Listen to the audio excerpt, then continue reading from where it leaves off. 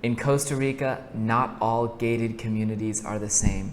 There are two entirely distinct legal structures used to set up gated communities here, and each has big implications for you as a potential investor and resident.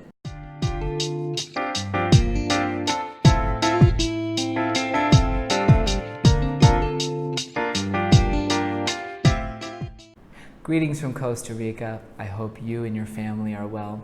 My name is Matt Rosenstiel. I work with Coldwell Banker Tamarindo Realty here in Guanacaste, Costa Rica. Feel free to send me an email to matt@cbtamarindo.com if you have any questions, if I can be of service. Today, I want to give a brief overview of the most important things clients and potential investors need to know about gated communities here in Costa Rica. First, I'm going to go over the two main legal structures that you see used to set up gated communities. I'm going to give a little bit of information as to how they're different, their pros and cons, and then I'm going to finish with an explanation of what I see as the single biggest advantage to gated communities here in Costa Rica that might not be very apparent to foreigners coming into the Costa Rica real estate market. The first structure, the legal structure that I'm going to discuss, is called a condominio or condominium. Now, obviously in English, that word has implications of simply a building with condos in it.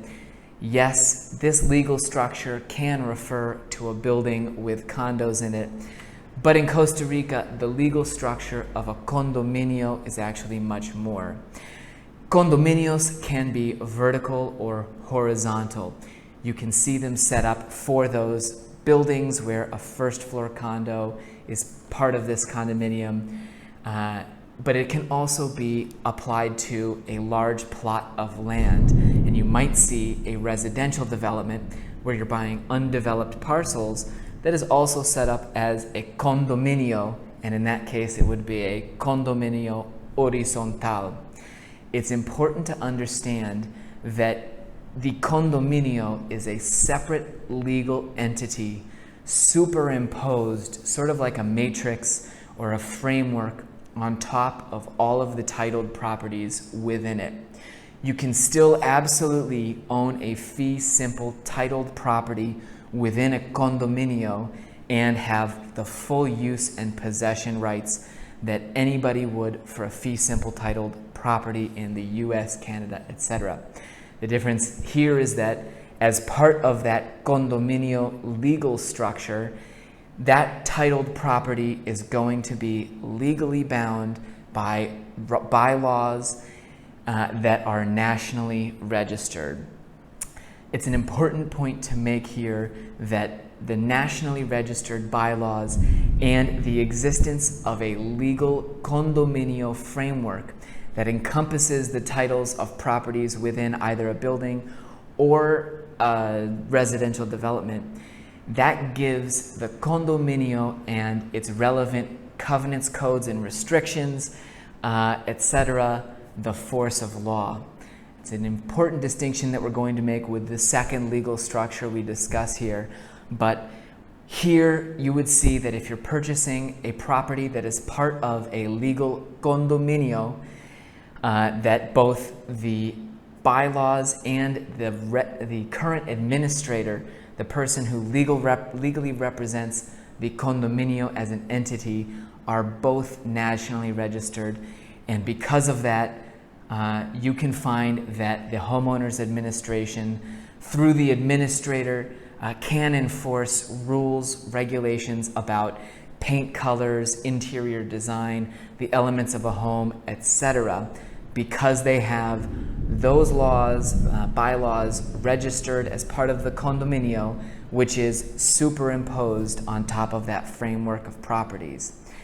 In the second type of development that's done, a fraccionamiento, which can actually refer to several different kinds of development, but for simplicity's sake, I'm just calling it the fraccionamiento neighborhoods, where you don't see a legal condominio, are set up differently. Normally, they're taking advantage of laws that were set up to allow people to chunk up land, especially to give to kids, inheritance, also for agricultural purposes. In a fraccionamiento, a neighborhood that is set up as a private residential community but that is not a condominio, you'll see that the topographer, the neighborhood, has been set up as a system of private easements where each individual property has to give right-of-way and other easements to the other properties within that neighborhood. However, there's no separate legal entity, a framework or matrix that's superimposed on the properties within that development, that fraccionamiento, as part of the way it's set up. That has extremely important implications because the bylaws and CC&Rs are very difficult to make legally enforceable, and in most cases, they're not. You'll see that gated communities with this fraccionamiento setup, where you have private agricultural lots with easements and no condominio, might have bylaws with all kinds of rules and regulations about how homes can be built, the style, etc., etc. However, after court cases and in the history of Costa Rica real estate, it's been found that those bylaws, unless they are part of a condominium, cannot be enforced by a third-party homeowners administration or somebody really trying to lay down the law on individual lot owners. Essentially, the government says, well, once somebody owns one of those fee simple titled properties, they're pretty much free to do with it what they please, as long as they continue to give the rights of access, the easements, etc., as long as they're not interrupting anybody else's use and enjoyment rights, well then really somebody can't complain about the specifics of what's happening on that property.